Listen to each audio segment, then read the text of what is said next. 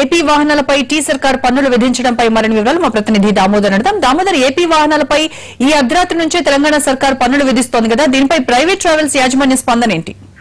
రోజా, private travels కి సంబంధించి కనుక చూస్తే మొత్తం కూడా ఈ 13 జిల్లాల్లో మొత్తం 19,685 మొత్తం కూడా స్టేజ్ క్యారియర్ సర్వీసులు అన్ని కూడా ఉండటం జరిగింది.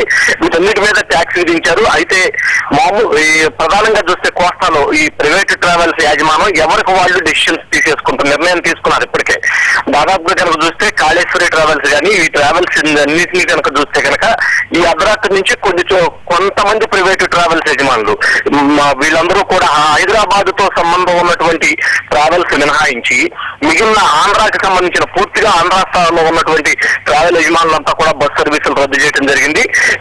ఇప్పటికే కొద్ది రోజులుగా హైదరాబాద్ కి బస్సు సర్వీసులు తగ్గించేశారు. కానీ ఉన్న 10 సర్వీసులు 20 సర్వీసులు కూడా ఈ ట్యాక్సులు పెంచడంతో ఈ అర్ధరాత్రి నుంచి మాత్రం రద్దు చేసేశారు. విజయవాడ నుంచి కనుక చూస్తే మనకు ఇప్పుడుకున్నటువంటి మనం ఒక 7-8 ట్రావెల్స్ తో మాట్లాడడం జరిగింది. దాంట్లో 5 ట్రావెల్స్ మాత్రం ఈ రోజు అర్ధరాత్రి నుంచి విజయవాడ నుంచి సర్వీసులు మాత్రం పూర్తిగా నిలిపేయడం జరిగింది. ఒక విజయవాడ నుంచి 200 ప్రైవేట్ బస్సులు హైదరాబాద్ కి వెళ్తూ ఉంటాయి.